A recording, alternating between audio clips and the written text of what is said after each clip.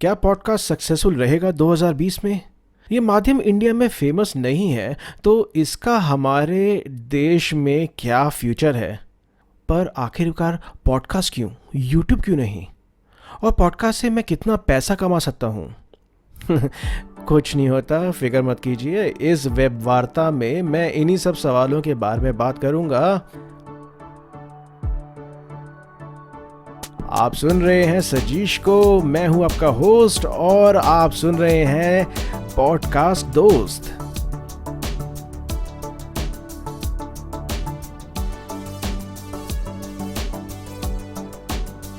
तो दोस्तों, ये बहुत सवाल काफ़ी टाइम से काफ़ी लोगों के जहन में घुसा हुआ है कि पॉडकास्ट करना चाहिए, वो भी 2020 में, क्योंकि अब क्या है कि YouTube का जो ज़माना है वो बहुत ही उसका बोलबाला चल रहा है, टू बी वेरी फ्रैंक।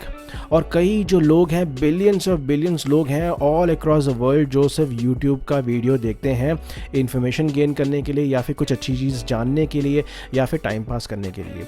तो अब क्या है ना कि पॉडकास्ट की तरफ उनकी नज़र आई नहीं है। मगर आप देखेंगे जो पॉडकास्ट का जो कल्चर है US में काफ़ी सालों से चल रहा है और एक ऐसा ज़माना था कि पॉडकास्ट ही उस टाइम पे चलता था, YouTube तो बहुत कम लोग देखते थे। तो आज भी एक ऐसा मुकाम है, आज भी ऐसी बहुत सारी जगहें हैं यूरोपियन और अमेरिकन जगहों पे जहाँ पर लोग पॉडकास्ट को सुनना ज़्यादा पसंद करते हैं। इंडिया में अभी पॉडकास्ट का इतना बड़ा बोलबाला शुरू हुआ नहीं है क्योंकि पूरी इंडियन जनता जो है ना वो YouTube और TikTok और ऐसी चीज़ों पे ही बहुत ही जगह तक सीमित रह चुकी है। तो अब जो हम शुरू कर रहे हैं ये एक मुहिम है, इसमें हम बताएंगे पॉडकास्ट के बारे में, लोगों को जागरूक करेंगे कि पॉडकास्ट एक ऐसा मीडियम है जहां पर आप लोगों को बहुत सारी इन्फॉर्मेशन बहुत ही आसानी से कम्युनिकेट करने का एक प्लेटफॉर्म मिल जाएगा। तो चलिए इसके बारे में बात करते हैं। और तो पहला तो सवाल आता है कि क्या पॉडकास्ट सक्सेसफुल रहेगा 2020 में? बिल्कुल। जैसे कि गूगल जैसी कंपनी, इतनी बड़ी सर्च इंजन कंपनी, उन्होंने भी पॉडकास्ट को अब एक दर्जा देना शुरू कर दिया है। हालांकि उन्होंने काफ़ी दर्जा दिया था बट अब उनका कंसंट्रेशन और इंटरेस्ट अब पॉडकास्ट की तरफ से बढ़ना शुरू हो चुका है। हालांकि उन्होंने ये भी प्लान किया है कि अगले 2 साल तक वो ऐसा काम करेंगे जिस तरह से जो पॉडकास्ट है वो गूगल सर्च इंजन में इंटीग्रेट आराम से हो जाए। तो कल को सोच लीजिए आप किसी भी टॉपिक के बारे में जानना चाहते हैं और आप उसके सामने सोच लीजिए पॉडकास्ट डाल देते हैं तो गूगल सर्च इंजन में आराम से आपको वो पॉडकास्ट दिख जाएगा और आप उस गूगल सर्च पेज में ही जाके अपना पॉडकास्ट सुन पाएंगे। अब दूसरी बात ये लोग कहते हैं कि अब ये जो माध्यम है ना इंडिया में इतना फेमस तो है नहीं और हम कैसे जाने कि आगे जाके ये जो पॉडकास्ट है वो इंडिया में सक्सेसफुल रहेगा कि नहीं रहेगा। तो याद रखिए, इंडिया एक ऐसा मार्केट है जहाँ पर कोई भी नई चीज़ आती है जो लोगों को इंटरेस्टिंग लगती है, जो लोगों को लगता है कि हाँ ये एक बहुत अच्छा सोर्स है नॉलेज गेन करने के लिए, वो हमेशा सक्सेसफुल रहता है। जब यूट्यूब आया था कुछ सालों पहले, करीबन 10 या उससे भी ज़्यादा साल पहले, तो उस टाइम पे इंडिया में इतना ज़्यादा फेमस नहीं था, ये तो US में बहुत ज़्यादा फेमस था। बट आज के टाइम पे आप देखेंगे इंडिया सबसे ज़्यादा YouTube देखने वाला एक नेशन बन चुका है। वैसे ही जो भी नई टेक्नोलॉजी आती है, जो वायरल टेक्नोलॉजी आती है, वो इंडिया में हमेशा फेमस होती है। और हाल ही में आपने देखा होगा जो टिकटॉक के साथ हुआ। टिकटॉक का सबसे बड़ा बिजनेस इंडिया में था, अब वो बंद होने के बाद सोच सकते हैं कि टिकटॉक को कितना बड़ा नुकसान हो गया है। वैसे ही बस एक रीज़न की बस ज़रूरत है और वो एक चांस की ज़रूरत है कि जहाँ पर पॉडकास्ट फेमस हो जाए और ऐसा फेमस हो जाए तो देखिएगा कि जो हम भारतीय लोग हैं वो ही पॉडकास्ट को इतना आगे लेके जाएंगे कि पॉडकास्ट सबसे ज़्यादा इंडिया में सुना जाएगा। तीसरा सवाल आता है कि पॉडकास्ट क्यों? जब पूरी दुनिया YouTube में बैठी है तो मैं पॉडकास्ट पे क्यों अपना टाइम वेस्ट करूं? पहली बात है, ये जो ख्याल है ना अपने दिमाग से निकाल दीजिए। और पहली बात ये भी देख लीजिएगा और आराम से अपने जहन में डाल दीजिएगा कि अगर आपको YouTube में जाना है तो आपका पर्पस अलग होगा। आपका जो देखने का नज़रिया है, जिस तरह से आप अपनी बातें सामने लेके आना चाहते हैं या फिर आप किसी चीज़ पे लोगों को एजुकेट करना चाहते हैं या फिर कोई भी चीज़ वायरल करना चाहते हैं, उसका नज़रिया अलग होता है जो भी YouTube के अंदर जाते हैं, क्योंकि उनको 2 चीज़ों का ध्यान देना पड़ता है। पहली बात है जो कंटेंट आ रहा है वो विजुअली भी अपीलिंग हो और सुनने को भी बहुत अच्छा हो। बट पॉडकास्ट का बात अलग है। पॉडकास्ट में आपको कॉन्सेंट्रेट करना है कि जो आपका कंटेंट है वो अच्छी तरह सुनाई दिया जाए और जो भी सामने बोल रहा है वो फुल कन्विक्शन के साथ और पूरे धीरज और धैर्य के साथ बात कर रहा है, जहाँ पर वो दूसरे लोगों को कन्विंस कर सकता है कि जो टॉपिक पे वो बोल रहा है वो खुद उसको अच्छी तरह समझता है, मानता है और बिलीव करता है। तो अगर आपको YouTube में जाना है, आपका पर्पस विजुअली अपीलिंग कंटेंट बनाने का है, तो आप बक्का होते जा सकते हैं। बट पॉडकास्ट एक स्पेसिफिक क्राउड के लिए है, जहाँ पर आपको लगता है कि आपका जो कंटेंट है वो आप लोगों को सुनाना चाहते हैं, तो आप पॉडकास्ट में आइए। क्योंकि जब मैं कुछ बेनिफिट्स के बारे में बताऊंगा, कुछ कंपैरिजन के बारे में बताऊंगा, तो आपको अच्छी तरह समझ में आ जाएगा। तो चलिए मैं इसके बारे में एक एक करके बताता हूँ। तो पहली बात करते हैं कि सेटअप। अब जो देखिए, जब आप YouTube का वीडियो बना रहे हैं तो उसके लिए आपको थोड़ा बहुत सेटअप के बारे में पहले से ही प्री प्लान करना पड़ेगा। माने कि सोच लीजिए आपको कैमरा लेना पड़ेगा, या फिर आपका माइक कहाँ पर लगेगा, आपका बैकग्राउंड किस तरह से होना चाहिए। फिर जब आप एडिटिंग करेंगे तो आपको उसके लिए पहले ही सोचना पड़ेगा कि आपको अपने फिगर को कहाँ रखना पड़ेगा, या आप किस चीज़ को दिखाना चाहते हैं, तो आपको शायद कैमरा एंगल भी चेंज करना पड़े। अगर आप एक बेसिक वीडियो भी बनाते हैं, सोच लीजिए आप मोबाइल को लगाते हैं ट्राइपॉड पे और उसके साथ एक माइक कनेक्ट करते हैं, या फिर माइक भी नहीं कनेक्ट करते, आप एक्चुअली जो फ़ोन का माइक है वो ही यूज़ कर सकते हैं। तो सोच लीजिए एक बेसिक वीडियो बना रहे हैं, उसमें भी आपको सेटअप का थोड़ा बहुत तो ध्यान रखना पड़ता ही है। अब उसके जो विपरीत है, जो हमारा पॉडकास्ट का सिस्टम है, उसमें आपको सिर्फ और सिर्फ ये चीज़ देखना है कि जो आपकी आवाज़ रिकॉर्ड हो रही है जिस भी सोर्स में, वो सही तरह हो रही है। और आपको और कोई भी चिंता की बात नहीं है। आप अपना फ़ोन आराम से यूज़ कर सकते हैं अपनी वॉइस रिकॉर्ड करने के लिए। ज़्यादा से ज़्यादा क्या कर सकते हैं, एक अच्छा माइक ले लीजिए। अगर आपको बहुत अच्छी तरह अपना वॉइस रिकॉर्ड करना है तो उसमें आपका कंसंट्रेशन सिर्फ आपकी आवाज़ पे ही होगा, और YouTube में बहुत सारी और भी चीज़ें देखनी पड़ती हैं। तो इसके साथ साथ उसका एक इन्वेस्टमेंट एंगल भी आता है कि YouTube के सेटअप के लिए आपको पैसा खर्च करना पड़ेगा, ज़्यादा लगेगा ना, क्योंकि आपका वीडियो यूज़ हो रहा है, आपको बैकग्राउंड में थोड़ा सा सुंदर दिखाना पड़ेगा। आप सोच लीजिए आप किसी गलत सी और गंदी सी जगह पे बैठ के वीडियो बना रहे हैं, और सोच लीजिए एक फ़ोन का आप अनबॉक्सिंग कर रहे हैं और बैकग्राउंड बहुत ही बकवास सा है, तो आप समझ सकते हैं कि जो आपके जो व्यूअर्स होंगे उनको कितना देखने को मिलेगा। वो नहीं देखेंगे, वो झट से निकल जाएंगे और कोई दूसरा चैनल देखना शुरू कर देंगे, तो वो आपका ही लॉस है। बट पॉडकास्ट में ऐसा नहीं है। पॉडकास्ट में आपको एक शांत जगह देखनी है, जो आपको YouTube की जगह में भी आपको शांत जगह चाहिए ही होती है, बट इधर आपको एक शांत जगह चाहिए, आपको एक आराम से बैठने की जगह चाहिए। आपको ये नहीं देखना कि आप खुद कैसे दिख रहे हैं या फिर आपका बैकग्राउंड कैसा दिख रहा है। और जहाँ तक खुद देखने वाली बात आई, तो आपको अपने लुक्स पे भी कोई ध्यान देने की ज़रूरत नहीं है जब तक पॉडकास्ट की बात आती है।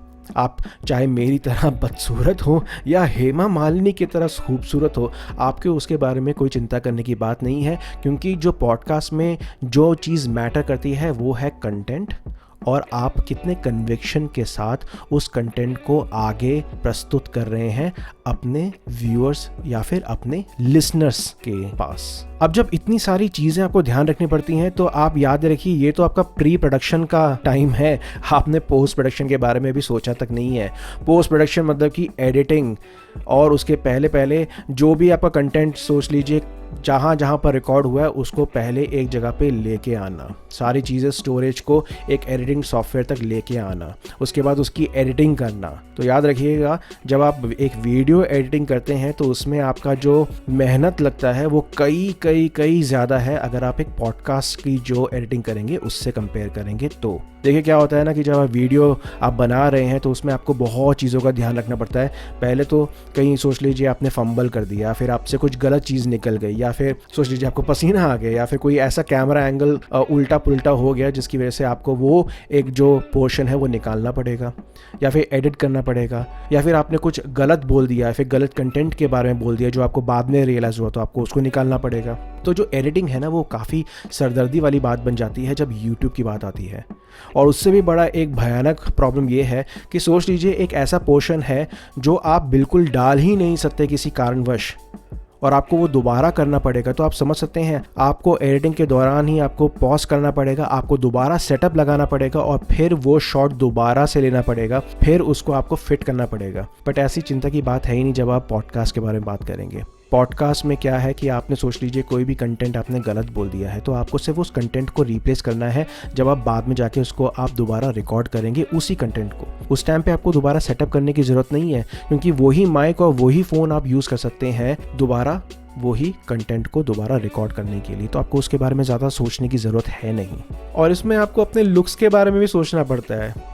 देखिए पसीना आया कि नहीं, एसी नहीं चल रहा तो फिर भैया मेरी तो शक्ल ही बर्बाद हो चुकी है।